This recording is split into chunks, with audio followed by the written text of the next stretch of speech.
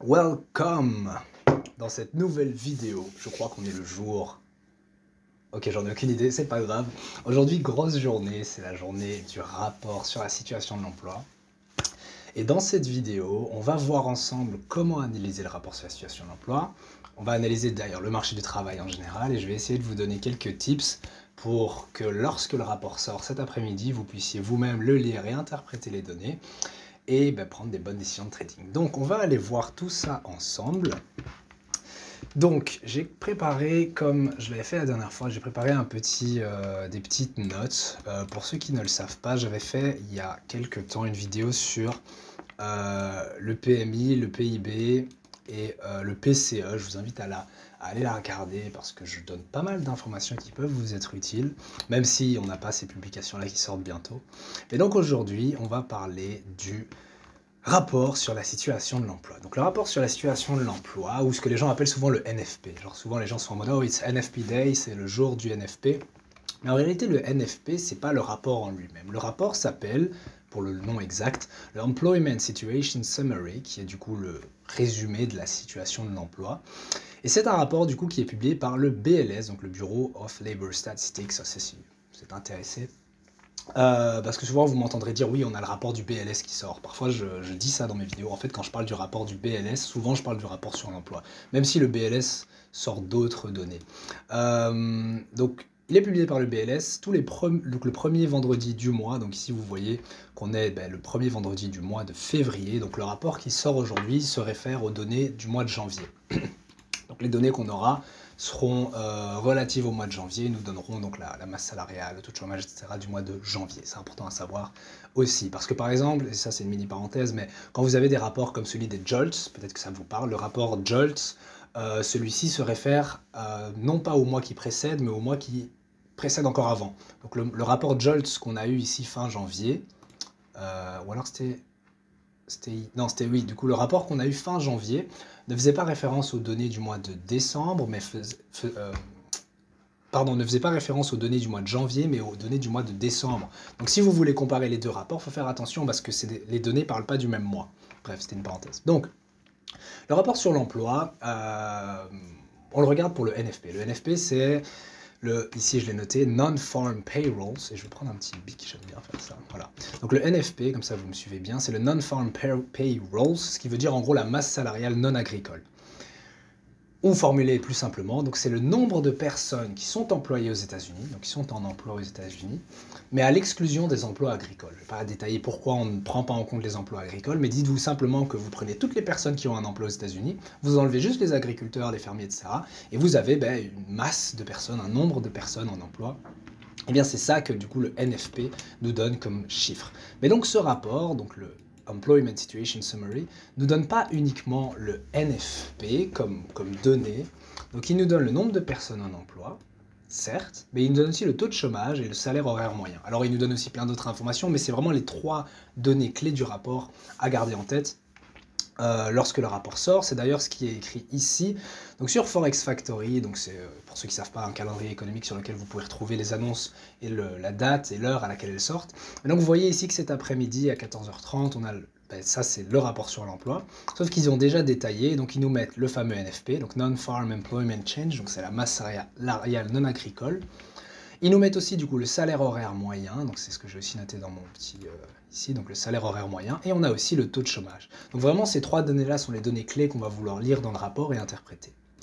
Donc il faut aussi savoir que le rapport est divisé en deux enquêtes. Okay, ça veut dire que, en fait, voilà, comment est-ce qu'on fait un rapport? C'est simple, pour en tout cas celui-ci. Il y a deux possibilités, soit on va prendre des données qui sont collectées dans des bases de données aux États-Unis, soit on va interroger les gens. Et donc les deux enquêtes, on a celle des ménages, donc la Household Survey ici, et on a celle des entreprises ou des organisations, donc la Establishment Survey. Alors qu'est-ce que ça veut dire tout ce charabia? L'enquête des ménages va, donc pour réaliser l'enquête des ménages, ce que les gens du BLS du coup vont faire, c'est ils vont aller toquer à des portes, ils vont passer des appels, ils vont envoyer des mails pour interroger les gens, donc les ménages, sur du coup leur situation d'emploi. Et donc, c'est sur base de cette enquête, sur les ménages, on interroge à peu près, si jamais ça vous intéresse, 60 000 personnes. Et si je dis pas de bêtises, il y a un taux de réponse de 95%. Donc, il y a à peu près 95% de ces 60 000 personnes qui répondent à cette enquête. Et donc, on leur pose des questions sur est-ce que vous travaillez ou pas, est-ce que vous avez une augmentation de salaire dernièrement, etc. Et de combien, etc. Et donc, avec toutes ces réponses, on va pouvoir produire du coup le taux de chômage. Donc on va pouvoir calculer le taux de chômage et on va pouvoir calculer le salaire horaire moyen. Et puis on a du coup l'autre donnée qui est la donnée principale du rapport, c'est le NFP.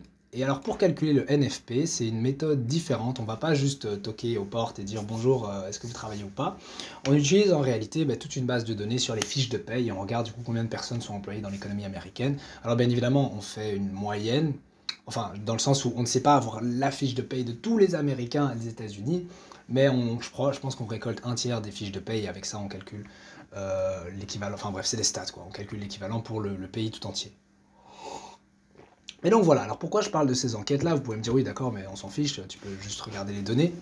C'est important à savoir parce que l'enquête sur les ménages, comme je l'ai dit, on pose des questions à des gens, donc c'est subjectif et les gens peuvent mentir, surtout sur leur situation actuelle d'emploi. Donc certaines personnes n'assument pas le fait qu'elles soient au chômage, ou à l'inverse, des personnes vont dire qu'elles ont un emploi, et elles vont dire qu'elles n'ont qu'un seul emploi alors qu'elles en ont deux, peut-être deux temps partiels, ou certaines personnes vont dire qu'elles ont un emploi à temps plein alors qu'elles ont un emploi à temps partiel, etc. etc. Toutes ces choses-là font que l'enquête des ménages, bien qu'il y ait un taux de réponse de 95%, peut être un peu biaisée.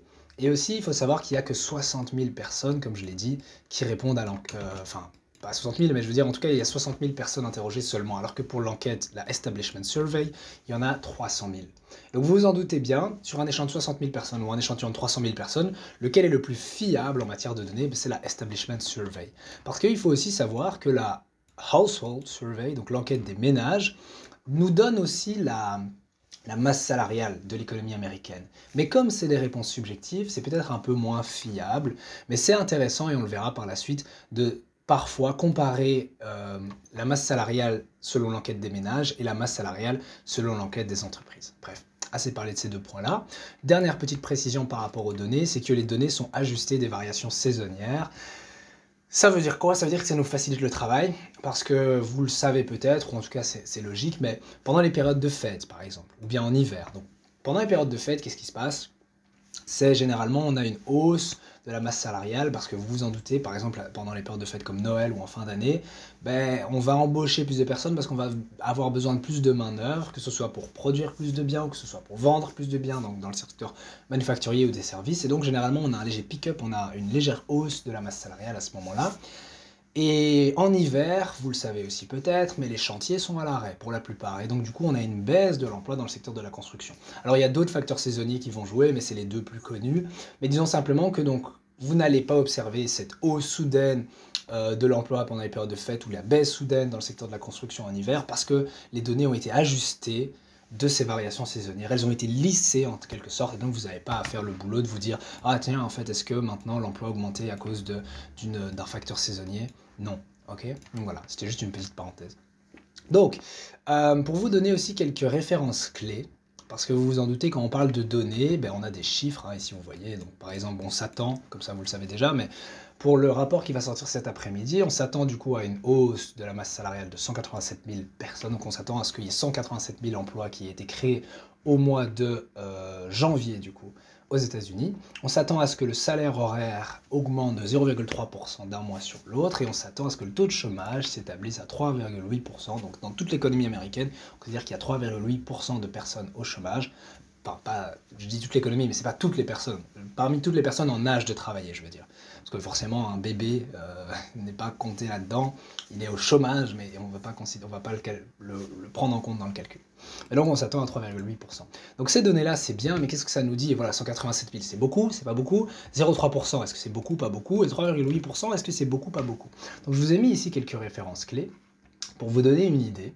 Et donc, pour ce qui est de la croissance salariale, on estime que 3 à 3,5% de croissance annuelle, j'insiste parce que les chiffres que vous voyez là, c'est month to month, donc c'est d'un mois à l'autre, c'est pour ça que le chiffre est bien plus bas. Mais en données annuelles, comme ça vous le savez, au mois précédent, donc au mois de décembre, on était à 4,1%. de croissance salariale annuelle. Et donc, d'un mois sur l'autre, ça me donne 0,4%. Si vous voulez retrouver ces données, normalement, enfin pas celles-ci, mais du coup les données annuelles, vous pouvez aller sur un super site qui s'appelle Trading Economics. Okay. Vous tapez sur Google, et alors tout à gauche, vous avez une section ici, Indicators, et vous allez dans More Indicators, bah, ça va vous mettre sur cette page-là. Et alors si vous allez donc dans la section Labor, donc emploi, normalement vous pouvez retrouver employment rate, employment share, part-time, retirement, wages, wage growth, je pense que c'est dans wage growth, United States, non c'est pas ça. Voilà, average hourly earnings. Ok, donc, mais sinon, vous pouvez le rechercher ici. Vous tapez average hourly earnings, donc c'est le salaire horaire moyen. Alors là, c'est d'un mois sur l'autre, mais si vous descendez un peu, normalement, vous pouvez le trouver d'une année à l'autre. Voilà, ici, average hourly earning, year on year, donc d'une année sur l'autre. Donc vous voyez qu'ici, le salaire horaire moyen annuel s'est établi à 4,1%. Et d'ailleurs, comme ça vous le savez déjà, on en reparlera après, mais comme ça vous savez déjà, si maintenant le résultat pour le mois de janvier est de 0,3% d'un mois sur l'autre, ça devrait maintenir le salaire horaire annuel à 4,1% sur l'année. Mais donc, par rapport à ces valeurs-là, donc retenez 4,1%, ici j'ai écrit quoi? La croissance salariale annuelle idéale, c'est 3 à 3,5%, pour être compatible avec l'objectif d'inflation de 2% de la Fed. Alors pour faire une mini parenthèse par rapport à pourquoi le salaire influence l'inflation, vous n'êtes pas sans savoir que la Fed a pour objectif, elle a deux mandats en fait. Le premier, c'est la stabilité des prix, et le deuxième, du coup, c'est le plein emploi. C'est pas la même chose que la BCE, qui a un seul mandat, qui est la stabilité des prix dans l'économie. Alors quand on dit la stabilité des prix, ça veut dire quoi? C'est une façon compliquée de dire qu'on veut pas trop d'inflation. Et les banques centrales se sont fixées une cible en tête qui est 2%. Donc les banques centrales essayent de maintenir l'inflation à 2% dans l'économie. Alors bon, on a tout un tas de mesures de l'inflation, il y a le PPI, il y a le CPI, il y a il y a le PCE, il y a le déflateur du PIB, etc. Mais qu'est-ce que la Fed regarde pour évaluer est-ce que l'inflation est à 2%? C'est le PCE.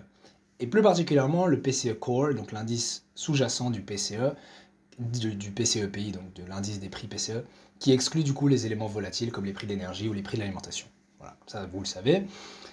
Pour l'instant, on est à, je ne sais pas exactement, mais on peut regarder. Si je mets juste PCE, voilà. Donc Core PCE Annual Change, on est à 2,9%. Donc pour l'instant, le PCE est à 2,9%. On voit qu'on n'est pas si loin, mais on n'y est pas encore.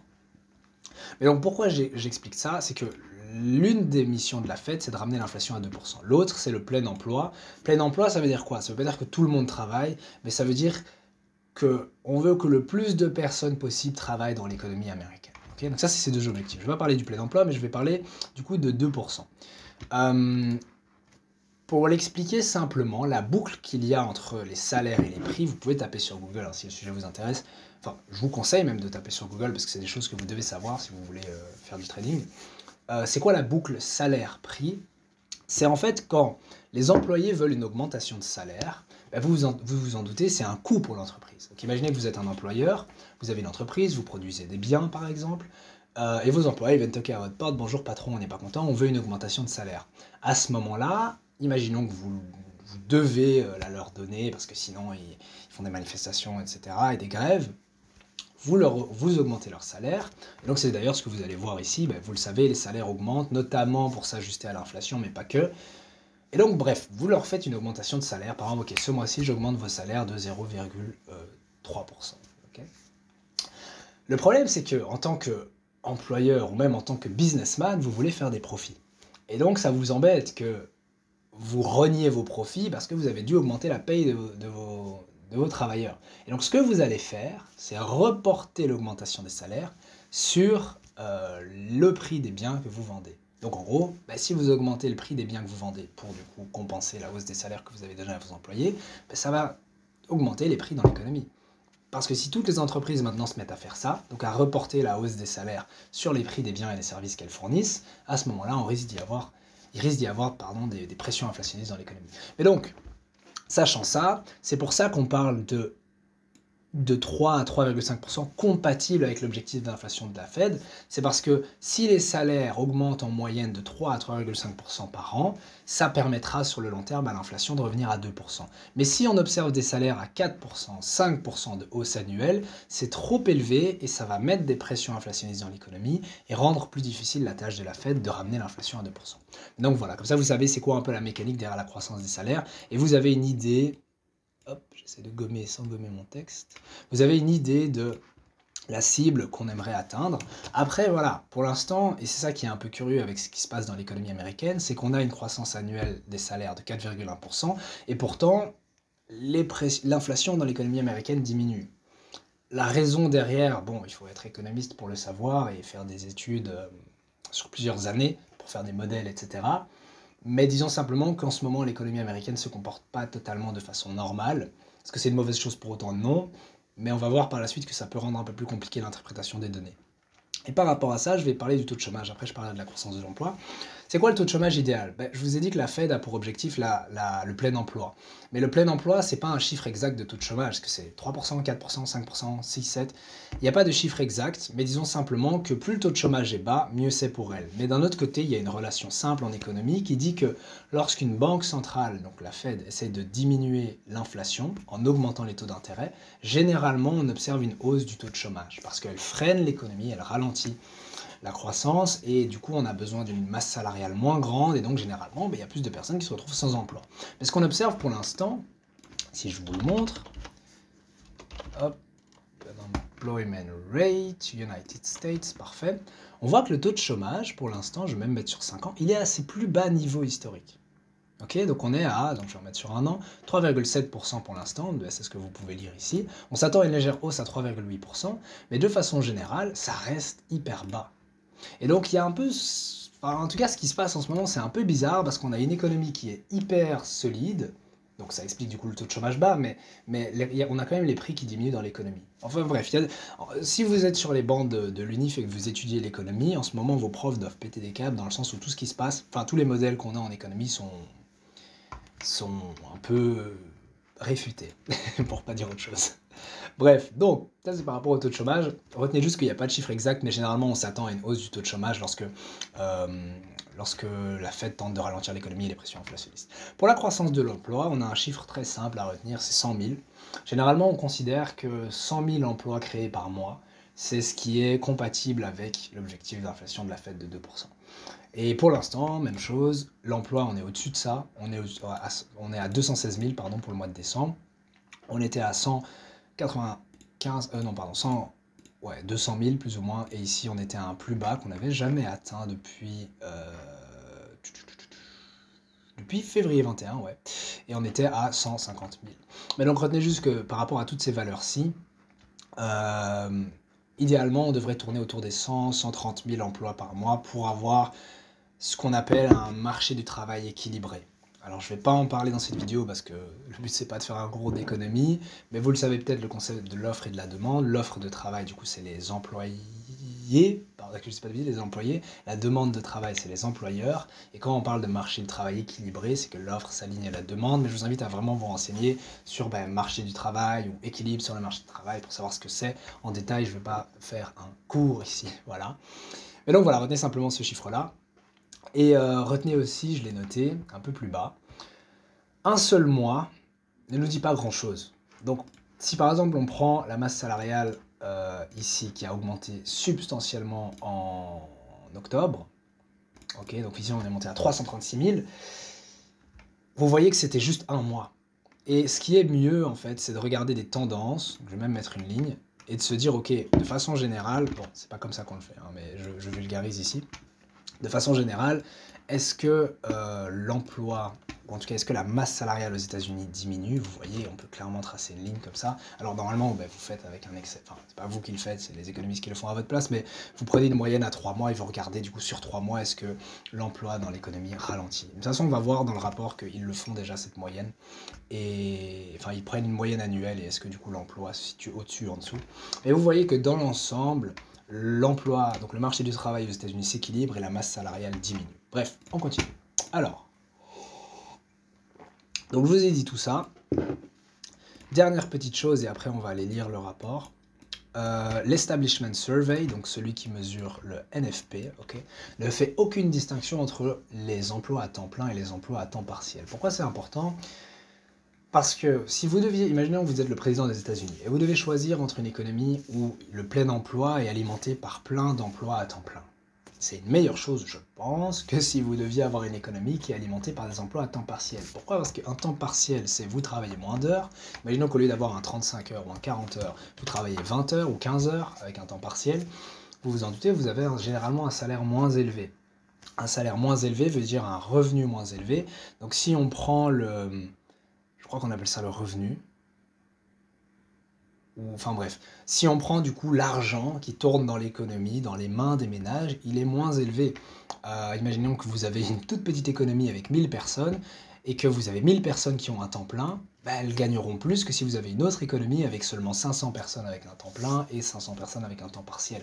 Et donc l'argent que les gens ont pour dépenser dans l'économie sera moins élevé et donc du coup l'économie ralentira plus fortement. Après, en ce moment, c'est peut-être une bonne chose si l'économie a plus de temps partiel, parce que le but de la Fed, c'est de ralentir justement ce marché du travail pour qu'il se rééquilibre et pour que les pressions inflationnistes salaire-prix diminuent.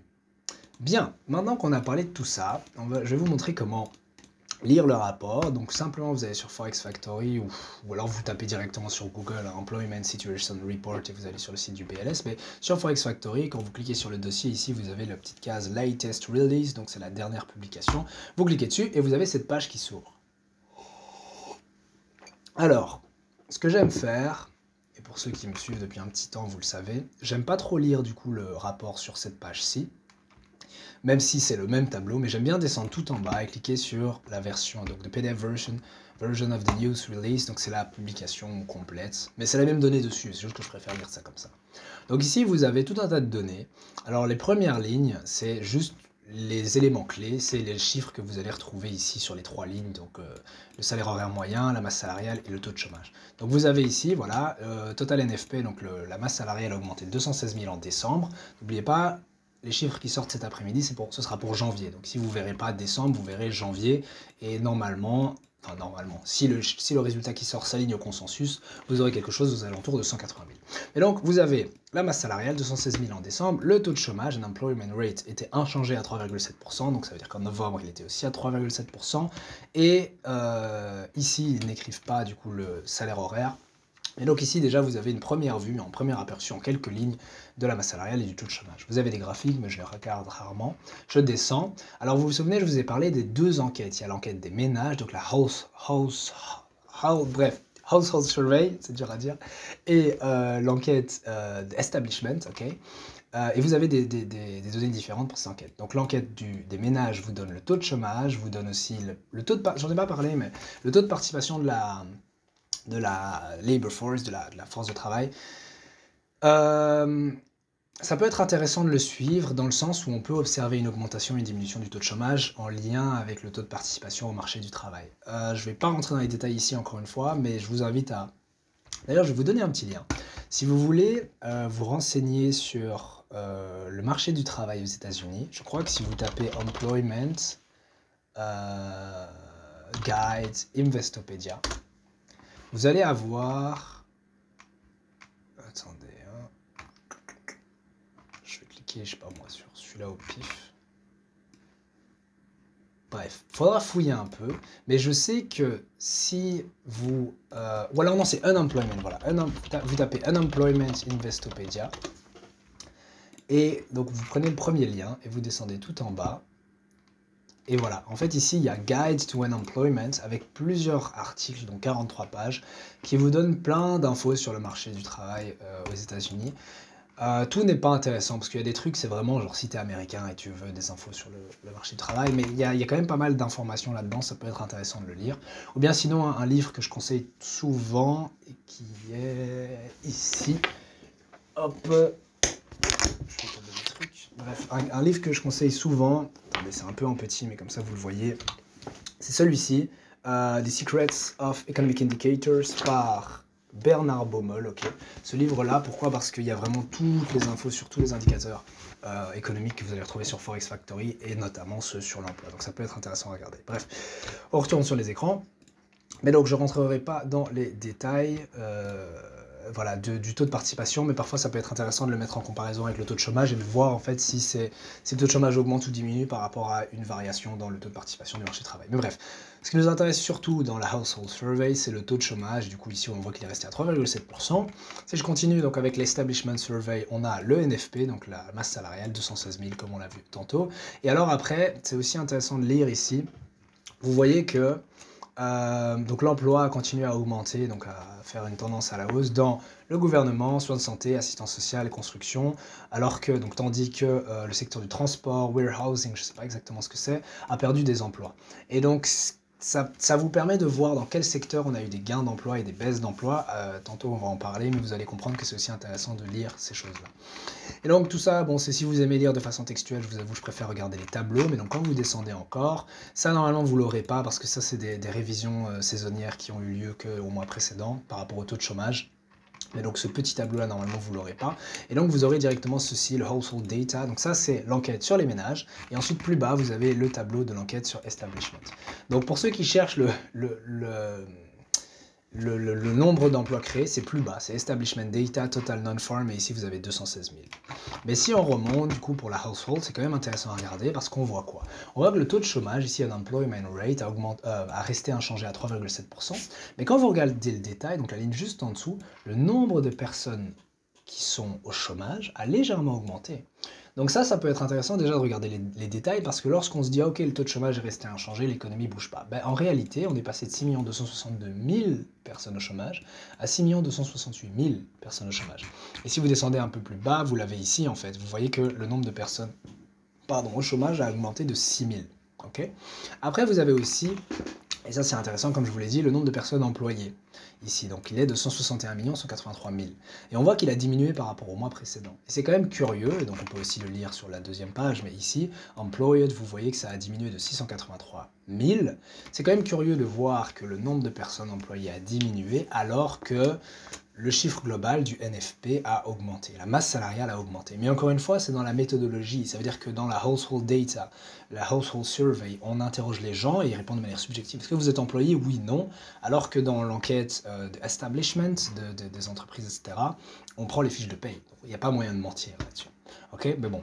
Donc ça, c'est pour la Household Data. Après, le reste, ici, je ne regarde pas. Même si ça peut être intéressant de faire un petit plongeon dans la section emploi à temps partiel pour voir si plus de personnes, donc si le nombre de personnes qui sont à temps partiel pour des raisons économiques, donc par rapport à la conjoncture économique, ça peut être intéressant de checker quand même ces chiffres-là, voir s'il y a une grosse hausse du nombre de personnes qui sont à temps partiel pour des raisons économiques. Bref, je descends. Donc dans la Establishment Data, le chiffre principal c'est celui-ci. Vous voyez ici par exemple que sur les 3 derniers mois, on a une hausse du nombre de personnes employées, enfin du nombre de créations d'emplois, on est passé de 105 000 à 173 000 à 216 000. Et puis surtout, et c'est pour ça que ce tableau-ci est intéressant, vous avez le détail. Dans quel secteur est-ce qu'il y a eu une hausse de l'emploi? Et là où c'est important, et on va en parler après, on voit en fait que la hausse de l'emploi aux États-Unis en décembre et en novembre et en octobre, en fait à tous les mois, est concentrée dans juste une petite portion de l'économie, que certains secteurs. Donc on voit ici que globalement, qu'est-ce qu'on a? Une forte hausse de l'emploi dans les soins de santé, l'assistance sociale, les loisirs et hospitality, je crois que c'est restauration, et aussi dans le gouvernement. Donc ici, vous voyez, 52 000, 40 000 et 59 000. Ce qui veut dire que pratiquement 150 000 emplois sur les 200 000 viennent juste de 3 secteurs. Et qu'en réalité, les autres secteurs de l'économie ralentissent au niveau de l'emploi. Bref. Ensuite, vous avez plus bas, et j'ai dit une bêtise, parce que tantôt je vous ai dit que le salaire horaire moyen était tiré de l'enquête sur les ménages, mais en réalité le salaire horaire moyen est tiré de l'enquête de l'Establishment Survey. Petite parenthèse, pour c'est qu'un détail, mais... donc, parce que vous le voyez ici, du coup c'est dans le Establishment Data qu'on retrouve du coup le salaire horaire. Et donc vous voyez ici que le salaire horaire moyen, non pas horaire, pardon, mais average weekly hours, ça c'est le nombre d'heures de travail moyenne par semaine, donc elles ont légèrement diminué à 34,3 heures en moyenne par rapport à 34,4. Vous voyez le salaire horaire moyen en dollars, donc vous voyez qu'il a légèrement augmenté à 34,27, et vous pouvez le calculer, mais ça, il faut le calculer vous-même, il me semble. C'est pas mis tel quel, mais donc pour le calculer, puisque vous avez vu que ça a augmenté de 0,4%, mais vous faites 34,27 moins, c'était combien 34,12 $, et vous divisez par 34,12, et ça vous donne 0,4%. Donc oui, après ça, vous devez multiplier par 100 pour avoir un pourcentage. Donc vous voyez qu'on a 0,4% pour la croissance des salaires. Bon, c'est juste une bête formule. Mais donc voilà, et avec tout ça, on a fait un peu le tour du rapport. Alors là, ce que j'ai fait, c'est juste lire les données. Maintenant, comment les interpréter? Parce que vous voyez qu'après, donc c'est juste des questions. Donc c'est des questions qui sont posées, voilà, pour la establishment et la, enfin pour les surveys. Et puis après, vous avez les tableaux détaillés, mais tout ça, on n'a pas besoin de le regarder. Bref. Je vous ai mis... par quoi je vais commencer? Ouais, je vous ai mis du coup ici, ça c'est mes notes pour aujourd'hui, par rapport à comment est-ce qu'il faut interpréter le rapport qui arrive. Donc, on va regarder ensemble ce que j'ai mis. Donc, aujourd'hui, le rapport du département du travail permettra de voir si l'emploi se poursuit sa tendance à la baisse et affiche un meilleur équilibre du marché du travail. Donc, comme je vous l'ai dit tantôt, le consensus s'attend à, on peut le lire directement ici, plus ou moins 185 000 emplois, 0,3%, donc un ralentissement de la croissance des salaires à 0,3% d'un mois sur l'autre, et à un taux de chômage en légère hausse à 3,8%. Donc ça, c'est ce à quoi on s'attend. Alors, il faut savoir, et c'est important de le dire, qu'un tel résultat, donc 180 000 emplois, serait quand même inférieur à la moyenne mensuelle de 225 000 emplois. Et ça, je vais juste vous montrer où c'est, si jamais vous voulez le voir dans le rapport. Quand vous allez dans le... pas le household, le establishment, c'est pas ici, c'est tout en haut, je crois. Attendez, je vais vous retrouver ça. C'est pas household, c'est establishment. Voilà, ici, vous voyez, donc comme on l'avait lu, donc le nombre total de la masse salariale, bref, non agricole a augmenté de 216 000 en décembre, et vous continuez un peu, payroll employment rose by an average monthly gain of 225 000. Ok? Donc, et ça c'était en 2023, et en 2022 c'était 399 000. Mais donc, juste si jamais vous cherchez dans le rapport, c'est là, mais c'est aussi important de se dire, ok, si maintenant l'emploi sera à 185 000, c'est inférieur à la moyenne de l'année passée. Donc le marché du travail ralentit, première chose. Mais ça reste toujours au-dessus des 100 000 emplois qui sont nécessaires pour faire face à la croissance de la population en âge de travailler, pour ramener l'inflation à 2%. Okay. Ensuite, pour la croissance, ça j'en ai parlé, mais donc c'est pour la croissance des salaires, c'est 3 à 3,5% qu'on aimerait observer. Mais si maintenant la croissance des salaires augmente à 0,3%, ça laisserait l'augmentation annuelle inchangée à 4,1%. Okay. Et puis alors après, ce qui va être intéressant à surveiller, c'est qu'on va avoir une révision du mois passé et du mois encore avant, donc du mois de décembre. Et ça va être intéressant de voir si le mois de décembre est révisé à la baisse. Okay, donc on avait 216 000 emplois créés au mois de décembre. S'il y a une révision à la baisse, ça signifierait que 11 des 12 derniers mois, donc 11 des 12 mois de l'année 2023, ont été révisés à la baisse. Pour l'instant, on a à peu près 300 000 emplois qui ont été retirés à cause des révisions. Ça signalerait que le marché du travail se rééquilibre un peu mieux, un peu plus que ce qu'on pensait initialement. Okay, alors, ça c'est juste... tout ce que je vous ai fait là, c'est une lecture du rapport à venir, mais ce qu'on peut avoir comme indication sur le marché du travail, avant même que le rapport sur l'emploi sorte, ça vient de plusieurs rapports. Ça veut dire que avant que le rapport officiel, qui sort le premier vendredi du mois, nous donne les informations du BLS sur la situation de l'emploi aux États-Unis, on a d'autres rapports qui sont publiés dans le courant du mois ou alors à la fin du mois précédent qui nous donnent déjà des indications sur le marché du travail. Donc on a, je ne vais pas rentrer dans les détails, mais on a le livre beige de la Fed, qui est du coup une sorte de compte-rendu, ou plutôt un document avec lequel la Fed va travailler pour prendre ses décisions de politique monétaire. Donc on a le livre beige de la Fed qui signalait que le marché du travail se rééquilibrait au dernier trimestre, donc celui le quatrième trimestre de l'année passée. On a l'enquête manufacturière d'Empire State, qui signalait une légère diminution des niveaux d'emploi. Et on a l'indice de l'emploi de la Fed de Richmond qui a diminué de manière significative. Il est passé de -1 à -15. Donc ces trois choses-là déjà nous disent, ok, le marché du travail se rééquilibre. Okay, la situation de l'emploi aux États-Unis refroidit. Et puis alors on a aussi les enquêtes PMI Flash. J'en avais déjà parlé dans une ancienne vidéo, mais les enquêtes PMI Flash ont l'indice global, le PMI, Producer Manager Index, mais on a aussi les sous-indices. Et dans les sous-indices, on a notamment l'indice sur l'emploi. Donc les enquêtes PMI Flash, qui sont publiées par S&P Global, nous avaient montré qu'on avait une nouvelle hausse de l'emploi en janvier.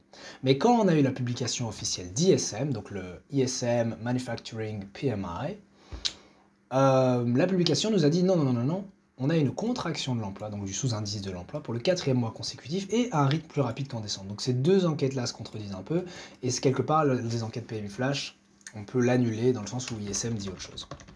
Ok. Mais donc avec tout ça, donc avec ceci et ceci, ces enquêtes un peu plus subjectives nous signalent clairement un ralentissement du marché du travail. Alors ensuite, dans la semaine, plus tôt, on a eu l'enquête JOLT, on a eu l'enquête ADP. Donc l'enquête JOLT avait surpris à la hausse, l'enquête ADP a recensé que 107 000 créations de postes, mais l'enquête ADP n'est pas très fiable pour prédire l'enquête du NFP. Et puis on a eu aussi deux autres données, mais qui sont publiées sur base trimestrielle. Pardon, donc vous les avez eu que en janvier, vous les avez pas eu sur les 3 mois précédents. On avait donc l'indice du coût de l'emploi, le ECI Employment Cost Index, qui a ralenti plus que prévu à 0,9%. Et on avait eu du coup la productivité, donc productivité c'était hier, je vais vous le montrer. Ici, donc Non-Farm Productivity et Unit Labor Cost. Donc la productivité qui a augmenté plus que prévu, j'étais ici, la productivité qui a augmenté plus que prévu, ce qui a permis de diminuer les coûts unitaires de main-d'œuvre. Si vous ne comprenez pas trop les relations entre ces choses-là, donc c'est quoi le lien entre productivité et coût de la main-d'œuvre, je vous invite à aller regarder sur Internet. Et à simplement chercher une explication économique derrière. Parce qu'encore une fois, c'est des choses assez compliquées, mais que je vous invite franchement à étudier pour mieux comprendre comment fonctionne le marché du travail aux États-Unis. Et donc voilà. Et aussi, oui, cette petite précision, donc les tensions salariales demeurent l'un des principaux facteurs d'inflation aux États-Unis, ce qu'a rappelé la Réserve fédérale au cours de sa dernière réunion de politique monétaire mercredi. Donc sachant tout ça, okay, c'est beaucoup d'informations, mais ce à quoi on peut s'attendre pour le rapport sur l'emploi, attendez, hein, j'essaye de comprendre comment ce truc fonctionne. Ce à quoi on peut s'attendre pour le rapport sur l'emploi, c'est que même si on observe un chiffre solide dans les données, que ce soit le NFP, que ce soit le taux de chômage, que ce soit la croissance des salaires, dans l'ensemble, le marché du travail ralentit aux États-Unis. Donc si on regarde à plus long terme, 3 mois, 6 mois, 1 an, le marché du travail ralentit, ou alors formulé autrement, il se rééquilibre, ce qui est une bonne nouvelle pour la Fed. La question maintenant, c'est quel sera l'impact de ce rapport sur l'emploi sur les rendements, le dollar, mais entre les deux, du coup, sur les anticipations de taux d'intérêt de la Fed.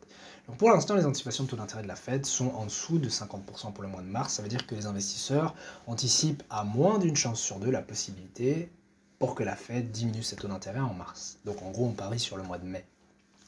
Si maintenant, et c'est ce que j'ai noté ici, si le rapport sur l'emploi est effectivement faible, ou en tout cas signale, quand on regarde les détails, que le marché du travail ralentit et se rééquilibre aux États-Unis, alors, et là c'est ce que j'ai mis parce que je regarde surtout l'euro USD, mais l'euro USD pourrait remonter au niveau psychologique à 1,09 et repasser plus haut. C'est ce qu'on observe ici. C'est vrai que je n'ai pas analysé les graphiques, mais on voit que l'euro USD est aux alentours du niveau 1,09. Si on a un rapport sur l'emploi qui est faible, qui signale la continuité du ralentissement du marché du travail, l'euro pourrait pourrait repasser au-dessus du niveau 1,09 et continuer à la hausse. Pourquoi? Parce que les investisseurs renforceraient leur pari pour une baisse des taux en mars. C'est pas mon biais principal. Pour ma part, je pense plutôt que une résistance plus forte qu'attendue du marché du travail pourrait raviver les craintes que la Fed ne baisse pas ses taux aussi fortement qu'attendu, renforçant les paris pour une réduction en mai. Et à ce moment-là, du coup, ça permettrait peut-être au rendement américain de remonter un peu, puisqu'ils sont repassés sous 4% ces derniers temps. Et alors, ça permettrait à l'euro de repartir à la baisse, en fait, et de revenir tester le niveau 1,08. Okay. Donc ça, c'est l'impact sur les prix. Alors juste là, et je terminerai avec ça, je vous ai dit du coup que de façon générale, le marché du travail ralentit aux États-Unis. Ce qui veut dire que même, en gros, peu importe le scénario qu'on a, un rapport solide ou un rapport faible, ça ne change pas grand-chose à la perspective globale du marché du travail. Pourquoi? Ça, c'est mes notes par rapport au rapport du mois précédent, donc le rapport qui donnait les données pour le mois de décembre. Donc on voit en fait que, ça on l'a déjà répété plusieurs fois, mais donc la masse salariale était de 216 000 en décembre. Le taux de chômage est resté stable à 3,7% et le salaire horaire était à 0,4, il est remonté à 4,1% sur un an. Okay, ça c'était pour les données, on l'a vu. Mais quand on se penche sur les détails du rapport, on se rend compte en fait que le nombre de personnes actuellement employées aux États-Unis est tombé à 161 200. 161 200 000. C'est ce qu'on voit dans la Household Data. Je vais descendre un peu. C'est ce que vous pouvez lire ici. On voit que le nombre de personnes employées dans l'économie US ici était tombé à 161 183, bon 161 200. Donc c'est quand même une baisse que j'avais signalée de 683 000. Alors certes c'est des enquêtes subjectives, mais le taux de participation, le taux de réponse est quand même élevé, on est à 95%. Donc ça nous donne déjà un premier indice que, ok, Même si du coup le NFP a augmenté à 216 000, ben, si on regarde la household data, on a eu une baisse significative de la masse salariale aux États-Unis. Ce qui est d'ailleurs un plus bas de 6 mois. Donc c'est pas simplement d'un mois sur l'autre, ce résultat-là, 161 millions de personnes, c'est le chiffre le plus bas depuis 6 mois. Okay, la croissance de l'emploi au cours des derniers mois a été largement concentrée dans une poignée de secteurs. Je vous l'ai montré tantôt, mais quand on regarde le détail de la establishment data, on voit que 2/3, même 3/4 de l'emploi est concentré dans le secteur du loisir et de la restauration, de la santé et des soins de santé et de l'assistance sociale et du gouvernement.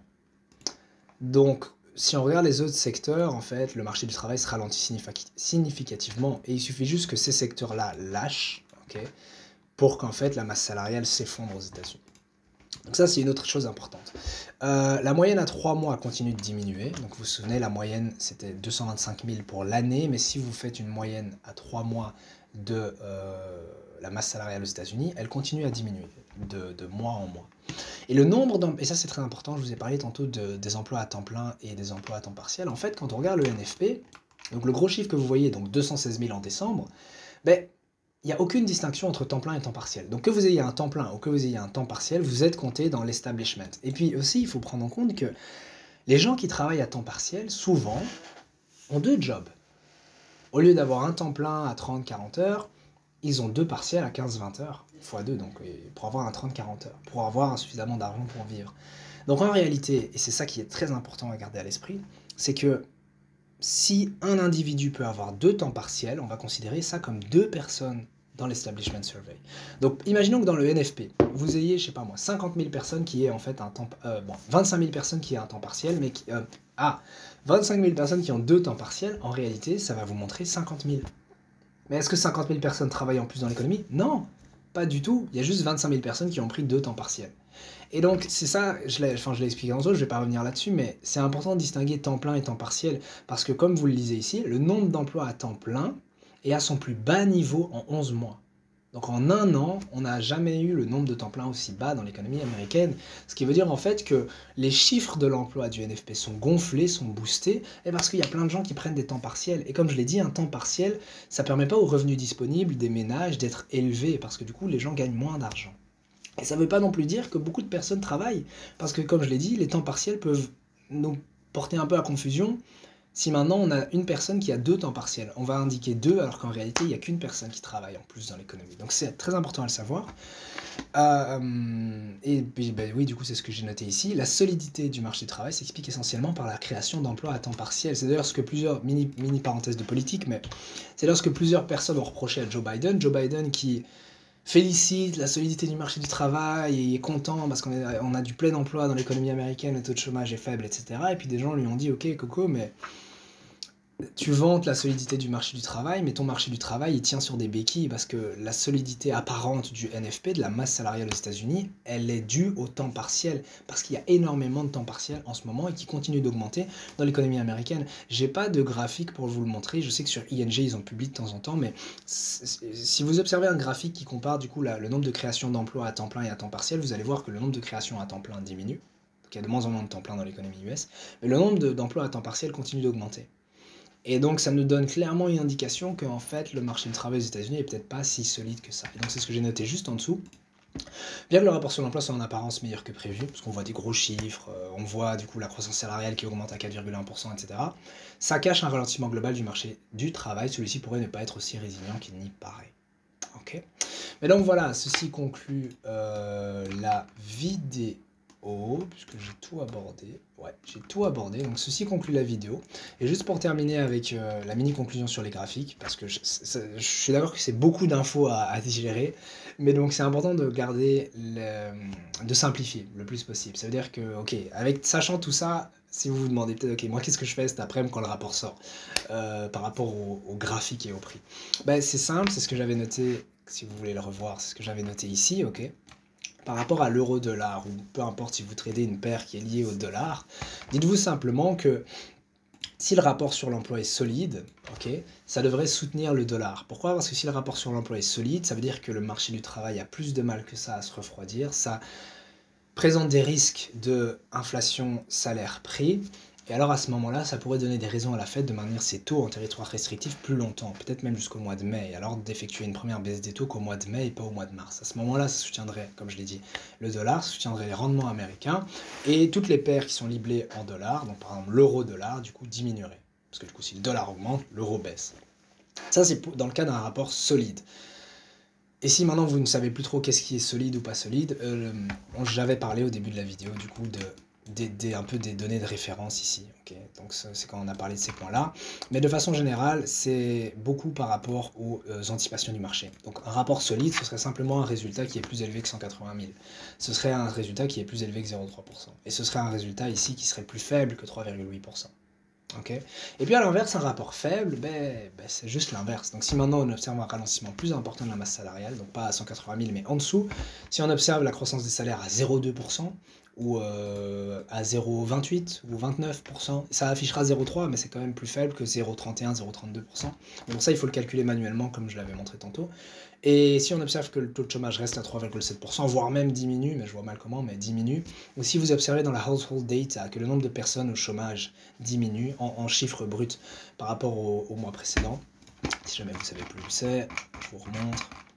Voilà ici, unemployed, on voit que du coup le nombre de personnes au chômage avait augmenté de 6 000 personnes, mais si maintenant vous voyez un moins, donc ça diminue par rapport au mois précédent, et du coup que le taux de chômage reste à 3,7%, voire moins, ça nous envoie un signe que du coup l'économie américaine est toujours solide. Et alors dans ce cas-là, donc si on observe un rapport faible, le dollar devrait se déprécier et du coup ça permettrait à des paires comme l'euro-dollar, ou à des devises comme l'euro, de remonter face au dollar. Donc dans ce cas-ci au-dessus du niveau 1,09. Voilà. En tout cas, la vidéo était longue. J'espère que la vidéo vous a plu. J'aime bien de temps en temps faire des vidéos sur l'analyse fondamentale parce que je sais que c'est un sujet qui n'est pas beaucoup exploité sur YouTube et pourtant il y a énormément de choses à dire et je pense que tous les traders pourraient n'en être que mieux, de mieux maîtriser l'analyse fondamentale et de mieux interpréter les données. Encore une fois, c'est pas avec ça que vous prenez des décisions d'achat ou de... Enfin, c'est pas avec ça que vous décidez de vos points d'entrée sur les graphiques et de sortie, mais c'est avec ça que vous avez la direction globale du prix. Ça veut dire que là, la simple question de est-ce que pour l'euro, parce que c'est la devise que je trade, mais est-ce que l'euro va terminer la semaine au-dessus ou en dessous d'un 0,9, vous pouvez y répondre simplement avec le rapport sur l'emploi. Ça va uniquement dépendre de ça. Rapport solide, l'euro sera en dessous d'un 0,9. Rapport faible, l'euro sera au-dessus d'un 0,9. Et en ayant cette direction en tête, après c'est à vous de faire vos paris. Pour ma part, je vous avoue, je suis plutôt pour un rapport sur l'emploi solide, même si les données sous-jacentes montrent un ralentissement. Je pense quand même que les anticipations des marchés en matière de baisse de taux vont encore être poussées et qu'on va augmenter les paris pour une baisse en mai. Je crois qu'on est dans les 30-40% pour l'instant, mais j'aimerais voir ces paris diminuer encore, donc qu'on soit plus dans du 30%, voire moins pour le mois de mars. Et à ce moment-là, ça va soutenir les rendements, faire remonter les rendements à 10 ans vers 4%, qui est leur valeur d'équilibre à plus long terme. Et alors à ce moment-là, ça devrait continuer à peser sur l'euro. Ou formulé autrement, en fait, je vois mal comment pour l'instant l'euro, sans un rapport sur l'emploi faible, pourrait s'orienter de façon significative vers 1,10. Donc mon billet est toujours un peu baissier pour l'euro, même si on a observé une baisse avec les dernières données, mais j'en ai pas parlé dans la vidéo, mais n'oubliez pas qu'on a eu l'IPC, avec l'inflation sous-jacente qui a diminué moins que prévu en zone euro. Et on a aussi eu les inscriptions au chômage qui ont marqué un plus haut. On a eu le PMI, PMI manufacturier aux États-Unis qui a montré une résurgence des prix aussi. Donc prenez tous ces éléments-là en compte. Mais en tout cas, pour ce qui est du court terme, donc juste aujourd'hui, vendredi, fin de semaine, est-ce que l'euro va monter, est-ce que l'euro va descendre, ça dépendra juste du rapport sur l'emploi. Bref, voilà, j'espère que la vidéo vous aura plu. Et puis sur ce, on se dit à demain pour la prochaine vidéo.